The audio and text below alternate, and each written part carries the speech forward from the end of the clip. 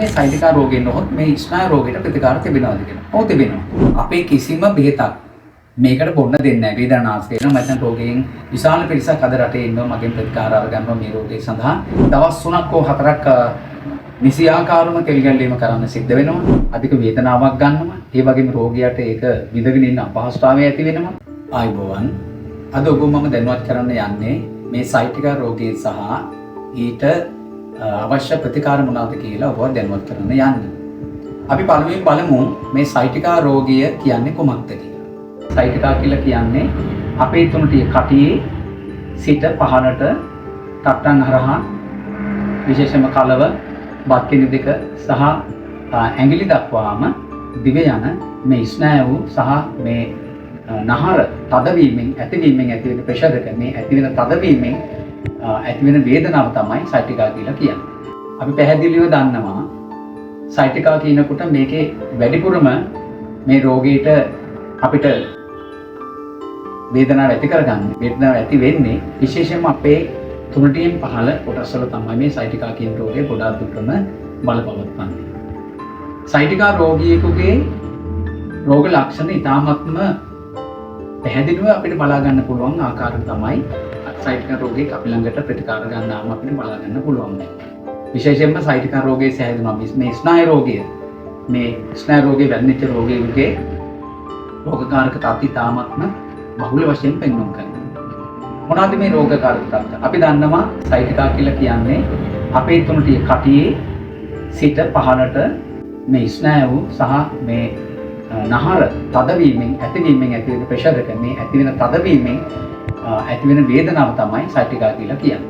ඒක ඉතාමත්ම අධික වේදනාවක් ගන්නවා. ඒ වගේම රෝගියාට ඒක විඳගෙන ඉන්න අපහසුතාවය ඇති වෙනවා. ඒ වගේම එය හරි අපහසුතාවයට පත් වෙන අවස්ථාවක් තමයි මේ සයිටිකා කියලා කියන්නේ.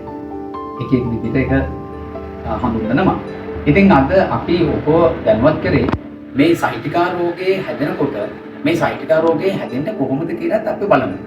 ඔය සයිටිකා රෝගය කියන එක හැදෙන්නේ ගොඩක්ම ස්නායු රෝග. මේක විශේෂයෙන්ම අපි සඳහන් කරන්නේ දේශීය වෙදකමේ ස්නායු රෝග කියලා. මේ ස්නායු තදවීමෙන් ගොඩාක් දුරටම මේ රෝගයට ඇති වෙන්නේ මොන ආකාරයකද කියලා අපි දැන් බලමු. සයිටිකා කියන්නේ මේ ස්නායු රෝගයක් හැදෙන්නේ ගොඩාක් දුරට කෙනෙකුගේ තිබෙන්නා වූ ඒ වෘත්තීන් වල වෙනස්කම් සිද්ධ වෙන්න පුළුවන්. සමහරවිට ඔබ මම මේක ඉස්සෙල්ලා අපි තිබිච්ච අපි වැඩසටහන් වලත් අපි උපදැනුවත් කරලා තියෙනවා. ගොඩාක් වෙලාවට අධික බර ඉසීමෙන් ඒ වගේම විශේෂයෙන්ම ඉහළින් උඩකින් පහළට වැටීමෙන් ඒ වගේම අපි කියමු සමහර අවස්ථාවලදී අඩමානයේ ඉරියව් වලින් වැඩ කිරීමෙන් ඒ වගේම සමහර අය ඉන්නවා ගොඩාක් දුරට දවසේ අධික ලෙස හිටන් ඉන්නවා. ඒ වගේම වාඩි වෙලා ඉන්නවා. මේ වගේ අවස්ථාවලදී මේ ස්නායු තෙරපිලා තද වෙලා ඒ වගේම විශේෂයෙන්ම කටියේ තිබෙනා වූ මේ අස්ථි තෙරපීම් වෙනොත් මේක සිද්ධ වෙන්න පුළුවන්. එතකොට ඒ වගේ විශේෂයෙන්ම තවත් කාරණාවක් මේ වයිබ්‍රේට් වෙන වැඩ ඒ වගේ අධික ලෙස අපේ ශරීරයට තහ ස්නායු වලට අධික ලෙස තෙරපීමක් ඇති වෙන මේ ව්‍යායාම සහ වැඩ කිරීමෙන් ගොඩාක් දුරට මේ ස්නායු රෝගය සහ මේ සයිටිකා කියන රෝගය වැළඳෙන්න පුළුවන්.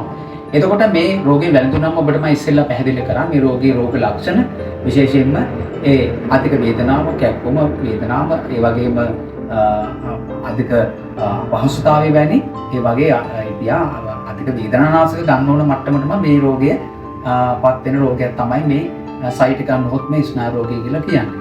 ඉතින් මේකට ප්‍රතිකාර තියෙනවද?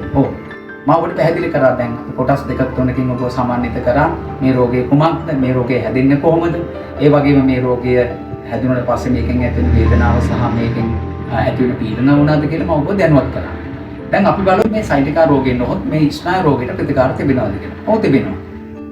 මේ රෝගෙට අපි දේශීය වෙදකම් තුළ පැහැදිලි හරි නියම උත්තරයක් තියෙනවා. ඒක විශේෂයෙන්ම ඒ ඖෂධ වර්ග, ඒ වගේ කසාය වර්ග, ඒ අනිකුත් බෙහෙත් වර්ග වලින් මේ රෝගය සම්පූර්ණ සුවපත් කරන්න පුළුවන්. අපි අපේ දේශීය වෙදකම් තුලින් මේ මෙදකම් පාරම්පරික වෙදකම් තුලින් ඔබ පළමුවෙන්ම කරන්නේ අපි විශේෂයෙන්ම අපි මේ රෝගය පරීක්ෂණයට ලක් කරලා ඒ රෝගයත් එක්ක සාකච්ඡා කරලා ඒ රෝගයට නිසි ප්‍රතිකාර ලබා දීම තමයි අපි මේ හරහා කරන්නේ. මොනවද මේ ප්‍රතිකාර? මූලික වශයෙන් අවශ්‍ය වෙනවා මේ රෝගියාට අපි ඇත්ත වශයෙන්ම මේ රෝගියාට අපි තුනටින් පහළ කොටසේ විශේෂයෙන්ම පළවෙනිව අපි කරන්නේ තෙල් ගැල්වීමක් කරනවා. දවස් 3ක් හෝ 4ක් නිසියාකාරම තෙල් ගැල්වීම කරන්න සිද්ධ වෙනවා. ඊට පස්සේ ඒ තුන්ටින් පහළ කොටස් වල සහ තුන්ටි ප්‍රදේශයේ විශේෂයෙන්ම තැවිලි පොට්ටනි වගේ දේවල් වලින් තවන්න ඕන. විශේෂයෙන්ම පහළ කොටස් වල අපි දන්නවා බත් කෙන්ද, ඒ වගේම ඇඟිලි පහ, යටකලම ප්‍රදේශ වලට විශේෂයෙන්ම මැල්ලුම් වර්ග ආදී මේ වගේ බෙහෙත් ඖෂධ වර්ග යොදන්න ඕනේ. මේ වලින් තමයි මේ ප්‍රතිකාරයෙන් තමයි රෝගය සුවපත් භාවයට පත් කරන්න පුළුවන්. නමුත් අපි පළවෙනි දින තුනේදී මේ රෝගියාට මේ අධික ලෙස වේදනාවෙන් පීඩාවෙන් ඉන්න රෝගියාට නැගිටින්න පුළුවන් විදිහට අපි රෝගයව සුවපත් කරනවා. දවස් 3ේදී මේ රෝගයේ 50%ට වඩා ප්‍රතිශතයක් අපි අඩු කරලා දෙනවා. ඒ අඩු කරලා තමයි මේ රෝගියාට ඉදිරි අවස්ථාවලදී ප්‍රතිකාර කරන්න එළඹෙන්නේ. පළවෙනිම අපි දවස් 3ේදී අපේ මැදගම ඉදගෙදරට ඇවිල්ලා තෙල් ගාලා මේ දවස් 3ේදී රෝගියාට අපි එක විශාල ගුණයක් අරන් දෙනවා. මම දැන් රෝගීන් විශාල පිරිසක් අද රටේ ඉන්නවා මගෙන් ප්‍රතිකාර අරගන්නවා මේ රෝගය සඳහා.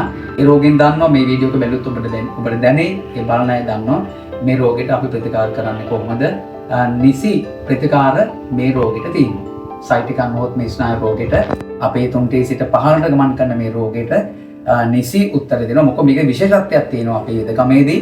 අපේ කිසිම බෙහෙතක් මේකට බොන්න දෙන්නේ නැහැ. වේදනානාශක විශේෂයෙන්ම අපි කසාය වර්ග ඒ වගේම පාවිච්චි කරන්නේ නැහැ. මේකට අපි අවශ්‍ය වුණොත් දෙන්න තියෙනවා. නමුත් අපි රෝගීන්ට 90.9ක් අපි උත්සාහ ගන්නවා කිසිම බෙහෙතක් මේකට බොන්න දෙන්නේ නැතුව, බාහිර අභ්‍යන්තර නැතුව බාහිරින් ප්‍රතිකාර කරලා මේ රෝගය සුවපත් කරන්න තමයි අපේ මැදගම දෙන්නේ දක්ෂතාව. මේක ලොකු වටිනකමක් ඔබට. මොකද අපි දකිනවද බහුල වශයෙන් මේ රෝගයට ප්‍රතිකාර ගන්න සෑම දැනකම අධික ලෙස වේදනානාශක, කසාය වර්ග, තව එක අභ්‍යන්තර ඇතුළට දෙන දේවල් වලින් රෝගියාට ලොකු පීඩනයක් ඇති කරන අවස්ථාවල අපි දැකලා මොකද මොනවද දුන්නත් මේකේ තියෙන ස්නායු තදවීමක්, තෙරපීමක්, හිරවීමක්, මේක රිලැක්ස් වෙන්න ඕනේ, මේවා පහසු වෙන්න ඕනේ, මේවා සැහැල්ලු වෙන්න ඕනේ මේ රෝගී සුවපත් වෙන්න. ඉතින් ඒ தත්ත්වයටපත් කරගන්න නම් විශේෂයෙන්ම දේශීය වෙදකම තුල මේ තෙල් ගැල්වීම දවස් 3ක් අපි අනුමත කරනවා. හෝ 4ක් අනුමත කරනවා. ඒ දවස් කීපය අනිවාර්යෙන් ඔබ ඒ තෙල් ගාලා ඔබට ඒ ගුණෙත් එක්ක ඉතුරු ටිකට තමයි අපි අර වගේ බාහිර ප්‍රතිකාර වලට යන්නේ. ඉතින් ඔබට මම දැන් දැනුවත් ඇති සයිටිකා නොහොත් මේ ස්නායු රෝගය කියන්නේ අපේ තුන්ටේ ඉඳලා පහළට ගමන් කරන ස්නායු රෝගයක්. ඒක වේදනාව අධිකයි. ඒකේ අධික තෙරපුමක්, අධික කැක්කුමක්, අධික වේදනාවක්, උහුලගෙන ඉන්න බැරි කැක්කුමක් ඇති වෙනවා. ඉතින් ඔබට මම පැහැදිලි කරා. ඉතින් ඒක නිසි ප්‍රතිකාර කිව්වා. රෝගය වැළඳෙන්නේ කොහොමද? රෝගය වැළඳුනම තියෙන රෝග ලක්ෂණ මොනවාද? සහ රෝගයට ගන්න ප්‍රතිකාර මොනවාද කියලා බොහොම මම දැනුවත් කරා. මම දැන් ඉතින් අද ගොඩක් විස්තර ඔබට මම කියලා දුන්නා. මම හිතන්නේ ඔබ දැනුවත් ඇති කියලා මම හිතනවා. ඒ වගේම මේ වීඩියෝ එක බලන හැමෝම මේ රටේ ගොඩාක් මගේ ප්‍රතිකාර ගන්න රෝගීන් ඉන්නවා. විශේෂයෙන්ම මේ රෝගීට ප්‍රතිකාර ගන්න රෝගීන් අපි ළඟට බහුල වශයෙන් එනවා. ඉතින් ඔබට මම මේ අවස්ථාවේදී කියන්නේ මේ අපේ වීඩියෝ එක බලලා ඔබ මේ තව දැනුවත් වෙන්න සයිටිකා රෝගය නොහොත් අපි දේශීය වෙදකම තුල අපි කතා කරන ස්නායු රෝගයට මේකට සම්පූර්ණ ප්‍රතිකාර තියෙනවා. ඉතින් ඔබ අද මම දැනුවත් ඇති. ඉතින් සියලු දෙනාටම තෙරුවන් සරණයි.